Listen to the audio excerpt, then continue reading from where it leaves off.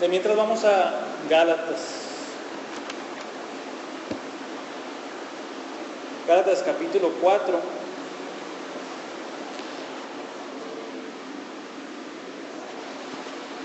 Versos del 21 al 31. El sermón de hoy se llama ¿Quién es tu madre?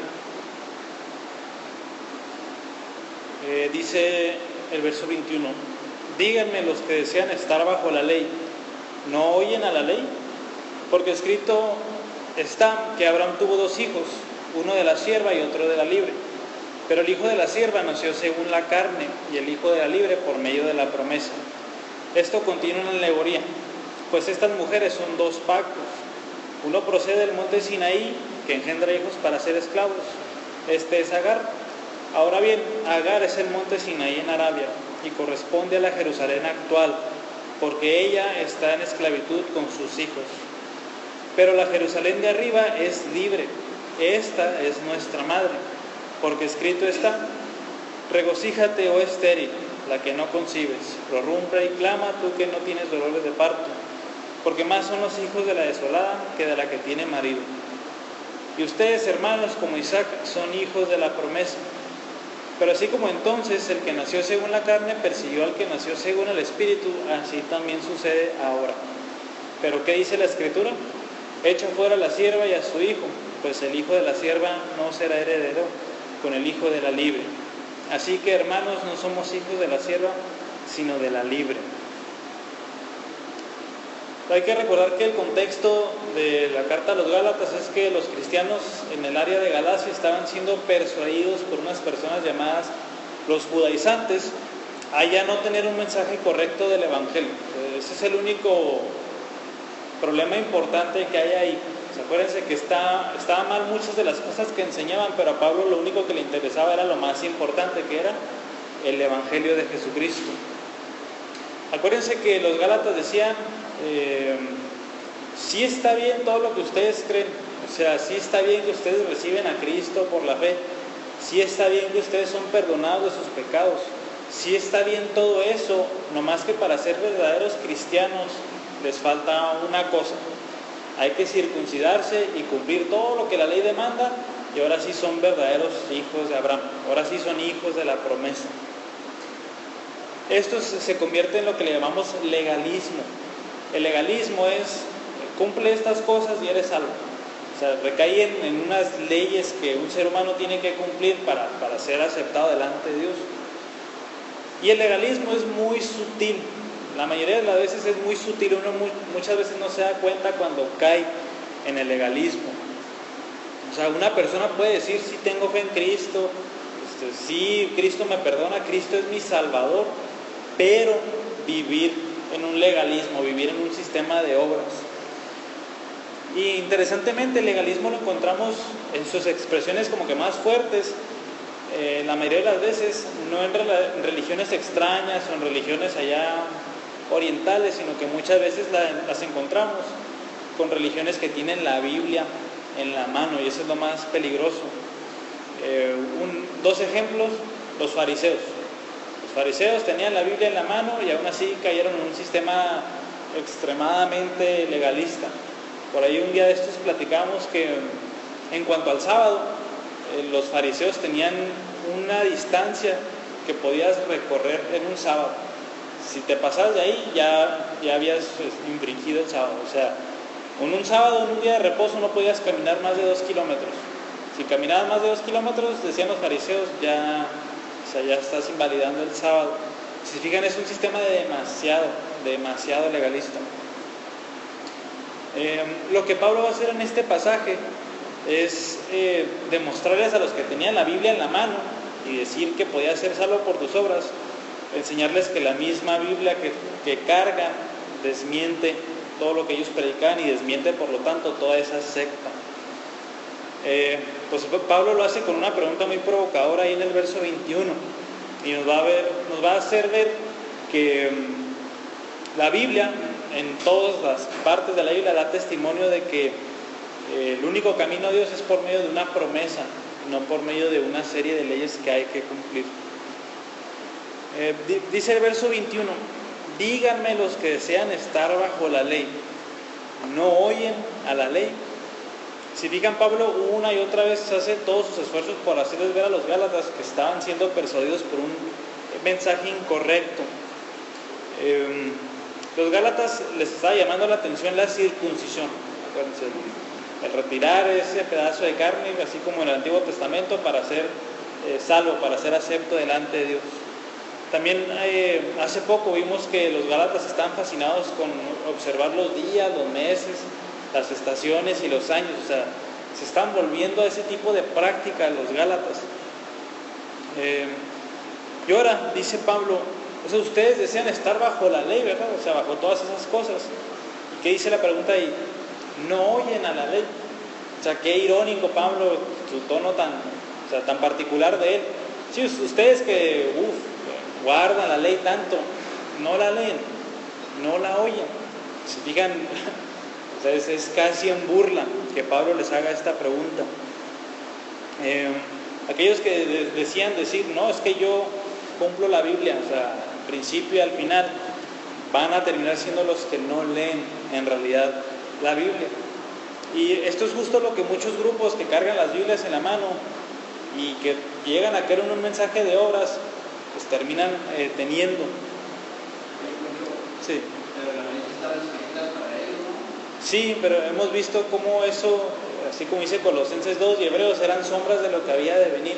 O sea, venido Cristo, es el cumplimiento de todas esas cosas que nos recordaban lo que Él iba a venir a hacer. Y así como dice la Biblia en el Nuevo Testamento, cuando Cristo ya viene, dice, ¿para qué se vuelven aquellas cosas? No, es que sí crean en Cristo. El problema es que, o sea, a la vez que predicaban a Cristo, ellos decían, pero tienes que seguir guardando la ley. Y todo Gálatas, ¿qué dice Pablo? No podemos ser justificados por las obras de la ley, sino nada más mediante la fe en Cristo. Ese es aquí el detalle. Inclusive los judaizantes y, por ejemplo, los testigos de Jehová, mormones, todos los que traen una Biblia en su mano, pueden empezar a citar la Biblia. Vaya, aquí dice, vaya, aquí está, ¿qué no dice ahí esto? Pero lo que siempre terminan haciendo es una palabra que se llama eisegesis. La palabra eisegesis es, yo ya tengo ideas en mi cabeza y yo voy a la Biblia y yo las encuentro ahí. O sea, yo estoy imponiendo mis ideas a la Biblia. Y lo que tenemos que hacer es la exégesis. La exégesis es qué dice la Biblia y yo lo extraigo de ahí. O sea, yo le extraigo las ideas a la Biblia en lugar de yo imponerle ideas a la Biblia. Y todos los grupos hacen eso. O sea, ellos ya tienen sus enseñanzas basadas en otra cosa. El libro del Mormón, la Atalaya, la tradición, el magisterio, etcétera. Y con esas ideas, ¿qué hacen? Las forzan a la Biblia. La Biblia las enseña de alguna manera u otra, pero no. Acuérdense que Pablo ya puso un argumento del Antiguo Testamento en el capítulo 3. ¿Qué dice la Escritura? Así Abraham creyó a Dios y le fue contado como justicia. O sea, desde ahí la Biblia ya nos está hablando de un mensaje por la fe. Pablo dice, si estudias bien la Biblia te vas a dar cuenta que la Biblia no enseña que tienes que obedecer la ley a la perfección para ser acepto delante de Dios. Vamos a ver que Pablo nos pinta una situación histórica, versos 22 y 23. Dice, porque está escrito que Abraham tuvo dos hijos, uno de la sierva y otro de la libre. Pero el hijo de la sierva nació según la carne y el hijo de la libre por medio de la promesa. Vayan a abrir a sus Biblias a Génesis 16, vamos a ver algunos pasajes de ahí para ver esto que acaba de decir Pablo. Pablo está resumiendo mucho esta historia. Vamos a resumirla y vamos a ver unos versículos nada más.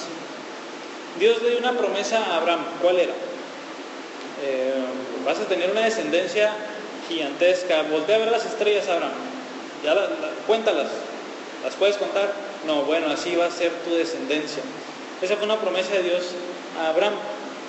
Y cuando se la dio aquí, obviamente no tenía hijos, Abraham. Y a Abraham se le llama el patriarca, el gran patriarca Abraham. Pero ¿cómo se le va a llamar patriarca si no tenía hijos? Y aquí es donde está así el detalle. Su esposa Sara en ese momento era estéril. y Abraham no estaba rejuveneciendo, Abraham estaba más o menos en sus 70s, 80s, cuando recibió esta promesa de Dios.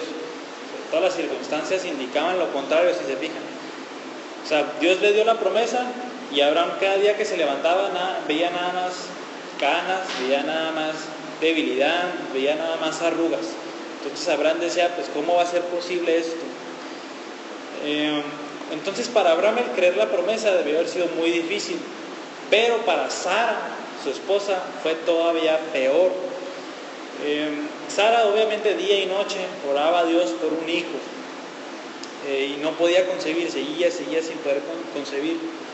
Lo que terminó pasando es que hubo desesperación más en Sara, y lo que hizo fue, ella tenía una esclava, una sierva que se llamaba Agar, y le dijo a Abraham, ¿sabes qué? Llégate a ella y que conciban un hijo para que sea nuestro. Eso es una práctica común en esos tiempos, pero delante de los ojos de Dios no, era pecado. Y dice ahí Génesis 16:2, entonces Sarai dijo a Abraham, he aquí que el Señor me ha impedido tener hijos, llégate, te ruego a mi sierva, quizá por medio de ella yo tenga hijos. Y Abraham escuchó la voz de Sarai. Verso 15 dice, y Agar le dio a luz un hijo a Abraham, y Abraham le puso el nombre de Ismael al hijo que Agar le había dado. Entonces Dios les dio una promesa, ellos pues estuvieron esperando, todas las circunstancias adversas de alguna manera fallaron al creerlo y tuvieron un hijo por medio de Agar, la esclava o la sierva de Sara. Y aquí la pregunta es, ¿y la promesa de Dios pues se perdió? Ya no hubo promesa de Dios porque ellos se fueron por ese camino. La respuesta es no la invalidó, sino que, fíjense, el capítulo 17, el siguiente capítulo, dice el verso 15, entonces Dios dijo a Abraham, a Sarai tu mujer no la llamarás Sarai, sino que Sara será su nombre, y la bendeciré, y de cierto te daré un hijo por medio de ¿quién? De ella. La bendeciré y será madre de naciones, reyes de pueblos vendrán de ella. Y por lo tanto Sara concibió un hijo, y no la concibió por casualidad, por medicinas, por algo, sino que por un milagro y una promesa de Dios. Vayamos al capítulo 21, versos 1 y 3. Dice, entonces el Señor visitó a Sara como había dicho. Esto habla de la fidelidad de Dios. E hizo el Señor por Sara como había prometido, y Sara concibió y dio a luz a un hijo a Abraham en su vejez, en el tiempo señalado que Dios le había dicho. Y Abraham le puso el nombre de Isaac al hijo que le nació, que le dio luz Sara. Entonces, en este punto de la historia, ¿cuántos hijos tenía Abraham? Tenía 2 hijos, y esos 2 hijos tenían muchas cosas en común. Pues la más obvia es que eran hijos del mismo padre de Abraham, tenían el mismo padre biológico. Ambos fueron circuncidados, obviamente eran hijos de Abraham. Ambos crecieron pues en el mismo hogar, pero a pesar de todas estas similitudes había unas diferencias entre los 2 hijos muy grandes. La primera, a pesar de que tuvieron el mismo padre, tuvieron diferente madre. Ismael nació de Agar, Isaac nació de Sara. De cada una de estas madres heredaron su posición legal. ¿Qué quiere decir esto? Agar, ¿qué era? Era una esclava, una sierva. Ismael nació siendo un esclavo, un siervo. Sarai o Sara era libre, así como le dice la Biblia aquí. Por lo tanto, Isaac, ¿cómo nació? Como alguien libre. Entonces su posición legal era diferente, la de los 2 hijos. Otra diferencia importante era cómo nacieron. Aquí Pablo dice que Ismael nació como, le dice 2 veces, nació según la carne. ¿Esta frase qué significa? Nació según la carne significa, número 1, de una manera común y corriente. Un hombre llegó a la mujer y nació el hijo. Pero Pablo en el pasaje de Gálatas lo contrasta con Isaac, que le dice hijo por medio de la promesa o por medio del Espíritu. Esto nos dice que el nacer según la carne aquí se convirtió como en un intento del hombre y no un sometimiento a lo que Dios iba a decir. Entonces Ismael nació por intentos humanos, es también lo que significa el que nació según la carne. ¿Y cómo nació Isaac? Como ahorita dijimos, por medio de la promesa o por medio del Espíritu. Número 1, nos habla de las circunstancias extraordinarias que rodearon pues, este evento. Abraham y Sara, ancianos, la esterilidad de Sara, o sea, no nada más era vieja, sino que era estéril, la promesa de Dios, etcétera. O sea, todas esas circunstancias extraordinarias nos hablan de que su nacimiento fue especial. Y al contrario de la voluntad del hombre, de Ismael, fue nacido por medio de la voluntad de Dios, así como ahorita leímos aquí en Génesis 21, dice el verso 2, en el tiempo señalado que Dios había dicho. Si se fijan, esto contrasta lo que hicieron Sara y Abraham. ¿Qué hicieron Sara y Abraham? En el tiempo señalado, ¿por quién? Por ellos, no por Dios. ¿Y Isaac cómo nació? En el tiempo señalado por Dios.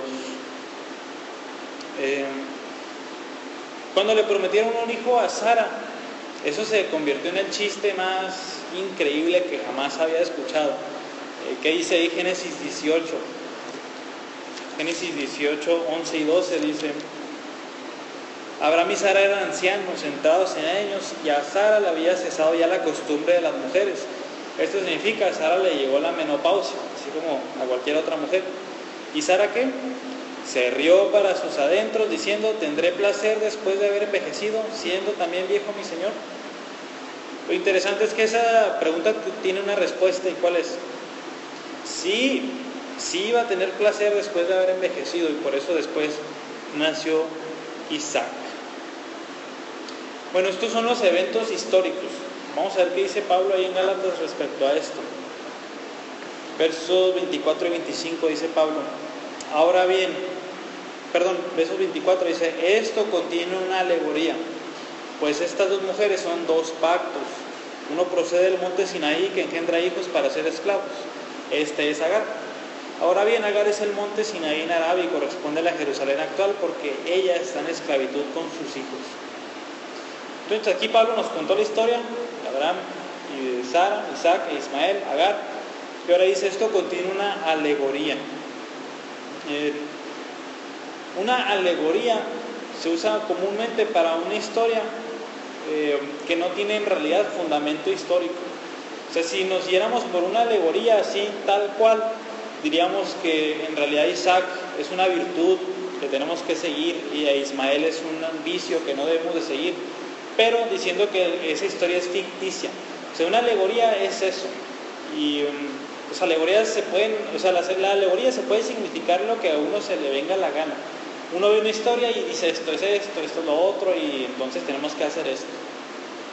Por lo tanto, a pesar de que Pablo diga que contiene una alegoría, por la explicación que él da, no es una alegoría en el sentido que nosotros comúnmente la usamos. Si se fijan, para Pablo estos hechos sí ocurrieron. O sea, para Abraham, Sara sí ocurrieron. Nada más que esto contiene una enseñanza muy profunda respecto a Dios y a su pueblo, respecto al Evangelio. Es más bien a lo que Pablo se está refiriendo aquí cuando él dice que tiene una alegoría esta historia. Para entender qué representan Isaac e Ismael, tenemos que fijarnos primero en sus madres, en sus mamás. ¿Por qué? Dice Pablo, estas mujeres son dos pactos. Dice primero Pablo que Agar, ¿la madre de quién? De Ismael. Dice, ella se identifica con el antiguo pacto, con el pacto que le dio Dios ¿a quién? A Moisés. Dice en el monte Sinaí. Aquí cuando dice que está en Arabia, se refiere a los ismaelitas, a los que nacieron después de Ismael. Ellos habitaban ahí cerca de la península del Sinaí, ahí en Arabia. Recordemos que el pacto de Dios con Moisés, ¿en qué es lo que hace énfasis? En la obediencia. Acuérdense que eso es en lo que hace énfasis el pacto de Dios con Moisés. Ahí están los 10 mandamientos: no matarás, no mentirás, no codiciarás, no esto, no otro, o haz esto, haz lo otro. De eso se trata el pacto de Dios con Moisés. En pocas palabras, está lleno de puros deben o no hagan esto. el pacto de Dios con Moisés. Por lo tanto, está fundamentado en obras. Y si está fundamentado en obras, ¿a qué se parece? A esclavitud. Haz esto, no hagas esto, total de que estás esclavo a toda la serie de mandamientos. Por ahí los judíos contaban como 600 y cachito de mandamientos en el Pentateuco. O sea, esclavizados a cumplir todos ellos. Por eso, dice Pablo, Agar es la mujer perfecta para representar al antiguo pacto. ¿Por qué? Agar era una sierva, Agar era una esclava, y no nada más ella, sino que también pues los que iban a nacer de Agar, ¿qué iban a hacer? Iban a seguir siendo esclavos. Por lo tanto, o sea, todo aquel que está atado a un sistema de obras es un hijo espiritual ¿de quién? De Agar. O sea, todos aquellos que tratan de reconciliarse con Dios por, mira Dios, ya caminé 100 kilómetros, acéptame, o Dios, ya hice esto, Dios, ya vine a la iglesia 1000 veces, o sea, ya acéptame, ya me bauticé, ya hice toda esta serie de cosas, Dios, acéptame. Dice Pablo, es un hijo de Agar, está esclavizado a que obra tras obra, tras obra, tras obra, sin acabar. Siempre lo mencionamos, pero es importante recalcarlo. O sea, si ponemos a todas las religiones en una balanza, vemos que el cristianismo y todas las demás o sea, se separan. ¿Por qué? Todas las religiones, aunque tengan diferentes dioses, tienen un común denominador, y eso son las obras. Muchas inclusive hablan de la gracia. Sí, Dios tiene misericordia y gracia, pero hay que ayudarle. O sea, necesitas hacer este rito, y ahora sí Dios te acepta, o cumple esta serie de mandamientos, y conforme la cumplas, Dios te va a aceptar. Todas las religiones tienen eso, absolutamente todas. Inclusive muchas que tienen a Jesucristo como figura central, ya mencionamos mormones, católicos, muchas de esas religiones tienen un mensaje de obras. Otra vez, aunque digan fe, aunque digan gracia, siempre están las obras ahí metidas al mismo tiempo. Y por el contrario, ¿qué dice la Biblia? Somos justificados no por las obras de la ley, Pablo una y otra vez lo dice, sino por la fe en Cristo. Nada más, son contrarios, las obras de la ley, la fe en Cristo. Y Pablo dice aquí en el 25, dice, y Agar corresponde a la Jerusalén actual. ¿Por qué? Porque ella está en esclavitud con sus hijos. Pablo dice que la Jerusalén actual, o sea, la de su tiempo, se identificaba ¿con quién? Con Agar. ¿Por qué? Porque no había una multitud de fariseos, había una multitud de judaizantes que predicaban: cumple la ley, eres salvo. Por eso dice Pablo, ahorita Agar está teniendo muchos hijos, porque todas estas personas están predicando un mensaje de obras de la ley. Y si se fijan, aquí es donde Pablo le lanza otro gancho al hígado a los judaizantes. ¿Qué decían los judaizantes? ¿De quién eran hijos? Eran hijos de Abraham. Y enseguida de Abraham, ¿de quién eran hijos? Pues de Isaac, del hijo de la promesa. ¿Pero qué dice Pablo? No, ustedes no son hijos de Isaac ni de Abraham. ¿Por qué? Porque ustedes son hijos de Agar. Ustedes son hijos de la esclava. ¿Por qué? Porque ustedes predican un mensaje de esclavitud, tristemente. Así que Pablo aquí no trató nada bien a los judaizantes. Ellos diciendo, no, para ser hijos de Isaac, ¿qué tienen que hacer? Cumplir la ley. Pero ¿qué dice Pablo? Si ustedes hacen eso, en realidad ustedes son hijos de la esclava, de Agar. Son hijos, ustedes terminan siendo descendientes de Ismael. Por lo tanto, en cualquier religión que tenga un mensaje que no sea el evangelio y tenga una obra, ¿a quién se está refiriendo al fin y al cabo? A Agar, a la esclava. Si se fijan, pues es un mensaje de esclavitud. O sea, ¿por qué tanto énfasis en la palabra esclavitud? Porque si alguien tiene que hacer obras para estar bien delante de Dios, o sea, las obras, ¿cuándo paran? O sea, ¿cuándo dices, ya las cumplí? O sea, ya soy salvo. Sabemos que nunca. O sea, es día tras día, obra tras obra tras obra, y uno que dice, ¿ya estoy en paz con Dios? No, uno vive con el miedo, así como dice Hebreos 2, que no tiene el mensaje de la Biblia, vive con miedo, o sea, si muere no sabe si va a ir con Dios. ¿Por qué? Aunque tenga un mensaje de obras, él no sabe si esas obras ya las cumplió para llegar delante de Dios. Por lo tanto, se identifica muy bien con un mensaje de esclavitud. Por otro lado, dice Pablo en el verso 26 y 27, pero la Jerusalén de arriba es libre, esta es nuestra madre, porque escrito está. Ahorita vamos a leer esa cita. Entonces, Agar siendo esclava, Sara siendo libre. Por lo tanto, el hijo de Sara, Isaac, es libre. Por lo tanto, Sara representa ¿cuál pacto? Al nuevo pacto, al pacto hecho con Abraham, el pacto que Dios hizo con Abraham. Si se fijan, el pacto hecho con Abraham, el nuevo pacto, el énfasis no está en el no hagas esto, no hagas lo otro, no hagas esto, haz esto.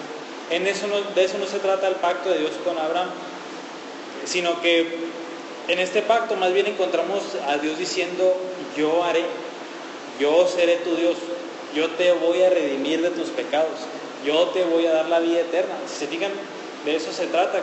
Hemos visto ahí las promesas que Dios hizo a Abraham y que decían: yo daré a ti y a tu descendencia, y yo daré, yo. O sea, Dios está haciendo el énfasis en que Él va a dar algo y no en que Abraham haz esto.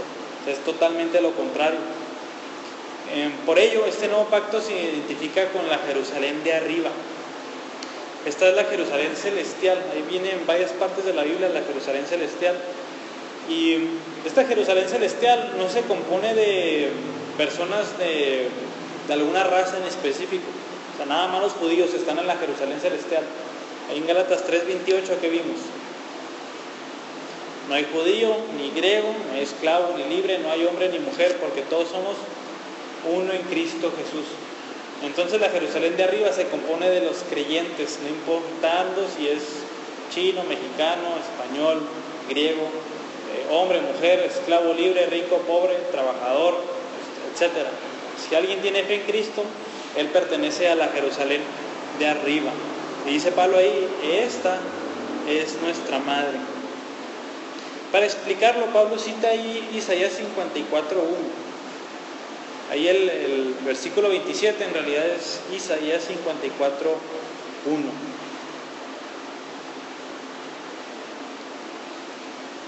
Vamos a leerlo. Dice: regocíjate, oh estéril, la que no concibes, prorrumpe y clama tú que no tienes dolores de parto, porque más son los hijos de la desolada que de la que tiene marido.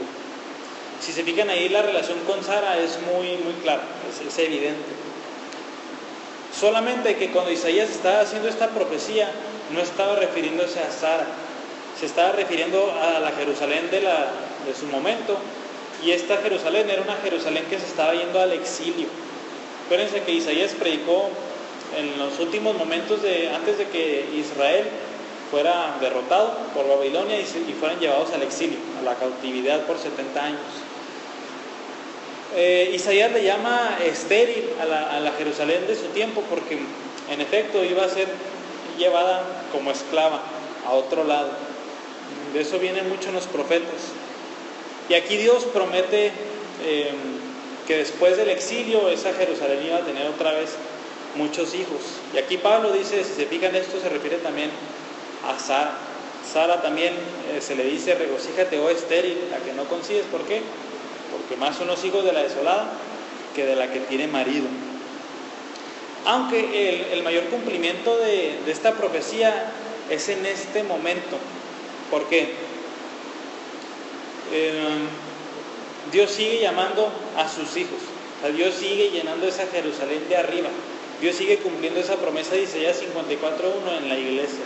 O sea, cada vez que se predica el Evangelio y muchas personas tienen fe en Cristo, esta Jerusalén de arriba se sigue llenando. Y ahora sí que vimos esto, pasamos a la aplicación práctica. Verso 28 dice Pablo: y ustedes, hermanos, como Isaac, son hijos de la promesa. O sea, una vez que nos contó la historia Pablo de Agar, de Sara, una vez que nos contó esta alegoría que se encuentra ahí, cómo Agar representa al pacto del monte Sinaí, cómo Sara representa al nuevo pacto, ahora logro identificar quiénes son los hijos de Sara y quiénes son. Si ustedes, hermanos, como Isaac, son hijos de la promesa, o sea, ustedes que han llegado a creer en Cristo, ustedes los que no creyeron en un mensaje de obras, ustedes que cuando yo fui a predicarles, ustedes recibieron ese evangelio, ustedes son hijos de la promesa. El cristiano se ve como alguien libre, un hijo de la promesa.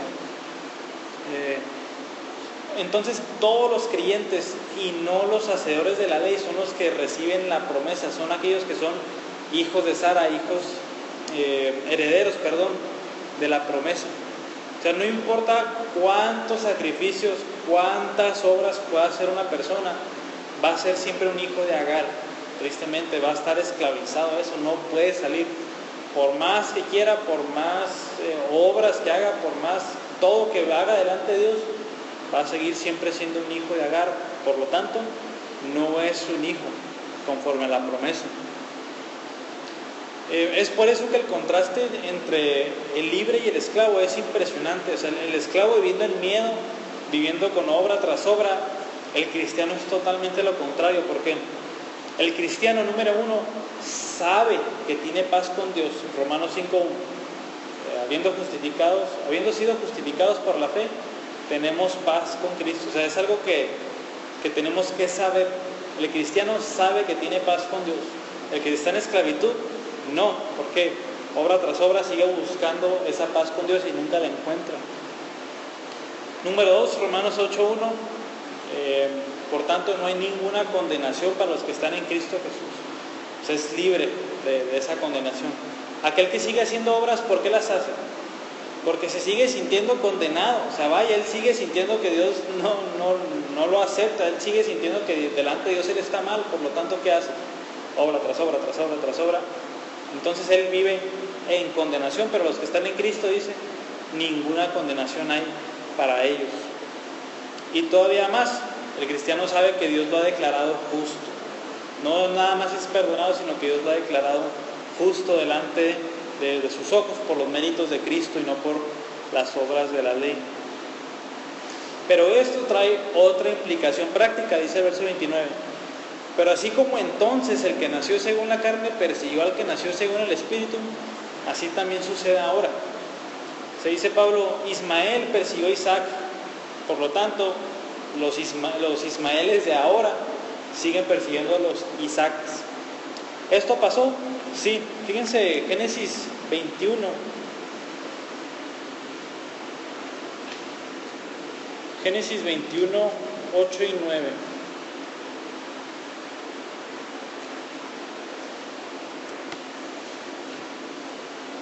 Aquí ya nació Isaac y dice, y el niño creció y fue destetado. Y Abraham hizo un gran banquete el día que Isaac fue destetado. Y Sara vio al hijo que Agar la egipcia le había dado luz a Abraham, burlándose de su hijo Isaac. Aquí vemos que, pues en efecto, la relación entre Isaac e Ismael no era buena. Ismael se burlaba y la Biblia no dice más, pero Pablo dice lo perseguía de alguna manera u otra a Isaac, al hijo de la promesa, dice Pablo, porque eso fue cierto antes, también es cierto ahora. Y de hecho Pablo dice, y esto se está cumpliendo ahorita, ¿cómo? Los judaizantes, los ismaelitas, espiritualmente, ¿qué están haciendo? Los están persiguiendo ustedes, ¿quiénes? Pues los hijos de la promesa, ustedes que o sea, los Isaques. Y esto es como un aviso de lo que va a pasar y de lo que, o sea, en efecto pasa. Los judaizantes están persiguiendo a los gálatas, a los que habían recibido el mensaje de salvación por la fe. Y este es un hecho, o sea, el ser cristiano significa ser perseguido de muchas maneras. La Biblia dice, así Cristo dice, un siervo no es mayor que su Señor. Si a mí me persiguieron, a ustedes también. Ustedes no son mejor que yo para que ustedes no los vayan a perseguir, dice Cristo. ¿A Cristo quiénes lo persiguieron? Los fariseos, aquellos que decían, no, Cristo, no, así no, no puede ser que digas esto. Y así también a los cristianos van a perseguir todos aquellos que tienen un mensaje diferente, que siempre se trata de todos. ateos o cualquier otra religión que le dicen al cristiano, no, estás mal, tienes que hacer esto, tienes que hacer lo otro para ser acepto delante de Dios. Y esto conlleva burlas, menosprecio, violencia y así como a muchos de los apóstoles y muchos cristianos, el martirio. Y por eso al cristiano no le debe tomar por sorpresa la persecución. O sea, aquí dice Pablo, o sea, no se sorprendan que los gálatas los están queriendo molestar, así como decía el capítulo 1. Ellos nada más los quieren molestar, los están persiguiendo y los quieren jalar del verdadero mensaje. Como sucedió antes, así también sucede ahora. Pero, ¿qué dice la Escritura? Dice Pablo en el verso 30. Echa fuera a la sierva y a su hijo, pues el hijo de la sierva no será heredero con el hijo de la libre. Esto también viene en Génesis y vamos a ver cuándo. Génesis 17, 18 y 19.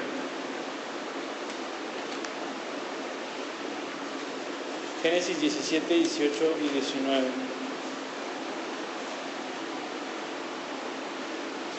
Perdón, ahí tengan ese pasaje. La historia del Génesis nos dice que Ismael nunca recibió la promesa que se le hizo a Abraham. Nunca la recibió, nada más la recibió Isaac, porque ese era el hijo de la promesa. A pesar de que Abraham se lo pidió a Dios. Ahora sí leamos ese pasaje, dice: y dijo Abraham a Dios, ojalá que Ismael viva delante de ti. O sea, ojalá que tú tengas un favor especial con Ismael. ¿Qué dice el verso 19? Pero Dios dijo que no, sino que Sara, tu mujer, te dará un hijo y le pondrás el nombre de Isaac. Entonces, a pesar de que Abraham buscó una bendición similar a la de Isaac para Ismael, Dios no se la dio. ¿Por qué? Porque él ya le había dicho desde antes que le iban a hacer un hijo y ese iba a ser el hijo de la promesa, e Ismael no era el hijo de la promesa. Ahí en Génesis 21, ahora sí, 21:10. Después de tanta rivalidad entre Ismael, entre Isaac, entre Agar, entre Sara, pues imagínense, Abraham, pues su esposa era Sara, pero la sierva de Sara tenía un hijo con Abraham. Ya era una familia totalmente disfuncional. Dice Sara aquí, y dijo Abraham, echa fuera a esta sierva y a su hijo, porque el hijo de esta sierva no ha de ser heredero juntamente con mi hijo Isaac. Se fijan aquí como que Sara se hartó. Si sabes que ya echa a los dos, están creando muchos problemas y la promesa nada más era para Isaac. Aquí podemos decir Sara pues explotó, ¿verdad? Y no tenía razón. Pero dice el verso 12, mas Dios dijo a Abraham, no te angusties por el muchacho ni por tu sierva, presta atención a todo lo que Sara te diga, porque por Isaac será llamada tu descendencia. O sea, en efecto, dice Dios, Sara tiene razón. O sea, el hijo de la sierva, él no va a ser el heredero. Y esto, cuando Pablo lo cita, no dice, así como Abraham echó a Agar y a Ismael, ustedes saquen a los gálatas por la fuerza. No, aquí lo único que está diciendo Pablo es que los siervos, ellos no heredan la promesa. Por lo tanto, entiendan que aunque ellos los persigan, ellos no son los herederos, ellos no van a recibir nada. Ustedes que permanecen firmes, ustedes van a ser los verdaderos herederos. Por último, dice el verso 31, que es una repetición del 28.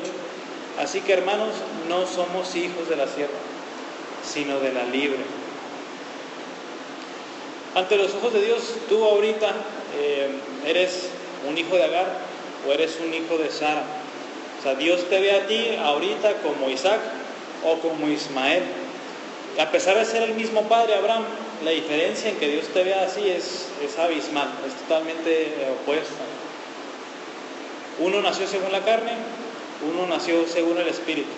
Uno nació según la voluntad humana, el otro nació según la voluntad de Dios, la voluntad divina. ¿Cómo sé si soy hijo de Agar? ¿Cómo sé si soy hijo de Sara? ¿Cómo sé si soy Ismael? ¿Cómo sé si soy Isaac? Pues hace falta que responda la pregunta, ¿cómo vas a ser acepto delante de Dios?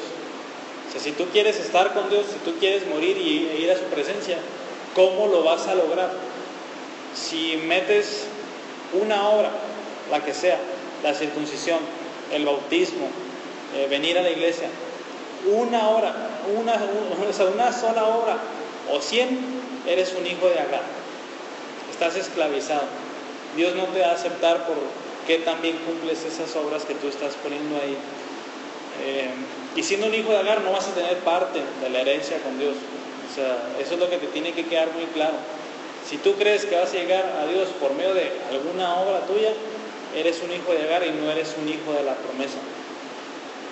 Si tu respuesta es diferente, dices solamente por la fe en Cristo, por lo que Cristo hizo, porque Cristo pagó mi deuda de mis pecados en la cruz y porque su obediencia se me imputa a mí, eres un hijo de Sara, la libre. Has sido libertado ¿de qué? Del pecado, de las obras de la ley, de todo eso has sido libre, así como dice Pablo aquí, no somos hijos de la sierva, somos hijos de la libre, nosotros somos libres. Por tanto, ¿qué debes de hacer ahora? Arrepentirte de tus pecados, dejar tu pecado y confiar en Cristo. Recuerda que no es por ninguna obra, no es por ninguna obra, sino nada más por medio del mensaje del Evangelio. Y ahora hay que terminar con la pregunta que hicimos al principio: ¿quién es tu madre? Y a la luz de lo que vimos ahora puedes responder o Agar o Sara. Vamos a orar.